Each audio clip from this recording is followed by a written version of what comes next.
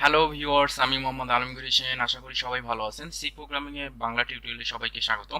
তো গত পর্বে আমরা দেখেছিলাম যে আমরা কিভাবে ফারেনহাইট তাপমাত্রা থেকে সেন্টিগ্রেড তাপমাত্রাতে রূপান্তর করতে পারি। আজকে যে বিষয়টা দেখব, আজকে যেটা দেখব সেটা হচ্ছে সেন্টিগ্রেড তাপমাত্রা থেকে কিভাবে ফারেনহাইট তাপমাত্রাতে রূপান্তর করতে পারি। এই প্রোগ্রামটা আমরা দেখব। তো একই জিনিস, ফর্মুলাটা জাস্ট আমরা যদি চেঞ্জ করে দিই সেই ক্ষেত্রে কিন্তু আমাদের অ্যান্সারটা চলে আসবে। তো এখানে অলরেডি কিন্তু আমি গত প্রোগ্রামে দেখিয়েছিলাম যে সর্বপ্রথমে আমরা কি করেছি, হেডার ফাইল লোড করাইছি। হেডার ফাইল লোড করাইছি মানে যখন হেডার ফাইল লোড করানো শেষ হয়ে যাবে এরপরে আমাদের যে মেইন ফাংশনটা আছে, মেইন ফাংশন আমরা নিয়েছি। আর এরপরে আমরা কি করেছি, যে ফ্লোট টাইপের দুইটি ভেরিয়েবল নিয়েছি। তো ভেরিয়েবল নেওয়ার পরে ইউজারকে আমি বলেছি যে আপনি এখানে ইনপুট দেন। তো ইনপুট দেওয়ার পরে সেই যেই ইনপুট দিবে সেই ইনপুটটা কি করেছি, আমি রিসিভ করেছি। রিসিভ করার পরে জাস্ট এখানে ফর্মুলাটা আমি দিয়ে দিয়েছি। তো এইখানেও একই কাজ হবে, কিন্তু জাস্ট একটু চেঞ্জ হবে, ফর্মুলাটা আমাদের চেঞ্জ হবে। তো আগে যেহেতু আমি ফারেনহাইট নিয়েছিলাম, এখন আমরা সেন্টিগ্রেড নেব। সেন্টিগ্রেড এখানে আমরা নেব। তো এখানে সেন্টিগ্রেড দিয়ে দিব।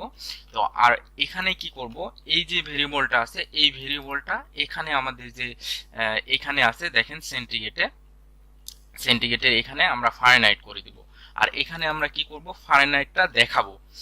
তো এখানে আমি জাস্ট একটু চেঞ্জ করলাম, মানে আমি ফারেনহাইটে, আমি যেহেতু আগের প্রোগ্রামে আমরা করেছিলাম যে ফারেনহাইট তাপমাত্রাতে কিভাবে সেন্টিগ্রেড তাপমাত্রাতে রূপান্তর করা যায়, আর আজকের পর্বে আমরা দেখতেছি যে কিভাবে সেন্টিগ্রেড তাপমাত্রাকে ফারেনহাইট তাপমাত্রাকে রূপান্তর করা যায়। আচ্ছা, তাহলে আমাদেরকে কি করতে হবে, আমরা যে এখানে নিলাম, নেওয়ার পরে জাস্ট একটা জিনিস আমাদেরকে চেঞ্জ করতে হবে। কি চেঞ্জ করতে হবে, যেহেতু আমি এটা রিসিভ করেছি সেই ক্ষেত্রে কিন্তু এইটা এখানে আমাদেরকে দিয়ে দিতে হবে। তো ফর্মুলাটা আসলে কি, এখানে ফর্মুলাটা হচ্ছে এই যে 9 ছিল এটা কিন্তু ভাগ হয়ে গেছে। তো এখানে 9টা আসলে গুণ হয়ে যাবে, এটার সাথে 9টা কি হবে, গুণ হয়ে যাবে। আর এই যে 32 আছে 32টা লাস্টে কি হবে, যোগ হয়ে যাবে। একটু একটু চেঞ্জ হবে, একটু চেঞ্জ হলে কিন্তু আমরা এই প্রোগ্রামটা পেয়ে যাব। তো এখানে এই যে 5 আছে, 5টা কি হবে, 5টা আসলে এখানে ভাগ হয়ে যাবে। 5টা ভাগ হয়ে যাবে মানে উল্টাটা হয়ে যাবে, পুরোটাই কি হবে, উল্টাটা হয়ে যাবে। তো এরপরে এখানে কি হবে, এখানে যেহেতু ভাগ ছিল, এখানে 32, এই যে এখানে যে 32 ছিল এই 32টা এখানে কি হবে, যোগ হয়ে যাবে, যোগ। এটাই ফর্মুলা। তো এই ফর্মুলাটা যদি আমরা তৈরি করি তাহলে কিন্তু দেখেন এখানে কি সেন্টিগ্রেড দিয়েছে, যে সেন্টিগ্রেড তাপমাত্রা, এখানে সেন্টিগ্রেড হবে না যেহেতু আমরা ফারেনহাইটে রূপান্তর করতেছি, সেই ক্ষেত্রে আমরা এখানে ফারেনহাইট লিখব। তো এখানে আমরা লিখলাম। তো দেখেন এই প্রোগ্রামটা, তার মানে আমার একটা প্রোগ্রাম হয়ে গেলে আমার পরের যে প্রোগ্রামটা আছে সেই প্রোগ্রামটাও কিন্তু হয়ে যাবে, কিন্তু আমাদের কি কি জানতে হবে, জাস্ট ফর্মুলাটা আমাদের কিন্তু জানতে হবে। আমরা যদি ফর্মুলাটা জানতে পারি তাহলে খুব সহজেই প্রোগ্রামটা আমরা করতে পারবো। তো এখন কথা না বাড়িয়ে চলুন আমরা প্রোগ্রামটা রান করে দেখি আসলে কি হয়। তো সর্বপ্রথমে আমরা কি করব, আমরা কম্পাইল করব। কম্পাইল করার পরে এরপরে কি করব, রান করব।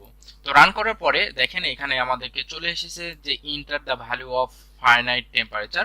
তো ফারেনহাইট টেম্পারেচার ভ্যালু এখানে এন্টার করতে বলতেছে। তো এই ক্ষেত্রে যখন আমি 1.2 দিলাম, দিয়ে আমি এন্টার করলাম। তো 1.2 যখন আমি দিলাম তখন আমার কত, দি ফারেনহাইট টেম্পারেচার ইজ 34.160000। তার মানে এই ভ্যালুটা আমাদেরকে প্রিন্ট করে দেখাচ্ছে। এইভাবে আপনারা খুব সহজেই সেন্টিগ্রেড তাপমাত্রা থেকে ফারেনহাইট তাপমাত্রাতে রূপান্তর করা এই প্রোগ্রামটা লিখতে পারেন।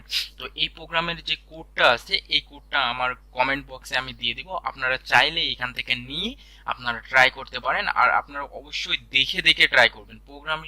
প্রোগ্রামিংটা হলো আসলে যে প্রোগ্রামিং যত আপনারা ট্রাই করবেন, যত আপনারা প্র্যাকটিস করবেন তত শিখতে পারবেন। তো এই ক্ষেত্রে আপনারা বারবার ট্রাই করবেন। আর যদি কোনো প্রবলেম হয় সেই ক্ষেত্রে অবশ্যই কমেন্ট বক্সে আপনারা জানাবেন, আমি অ্যান্সার দেওয়ার চেষ্টা করব।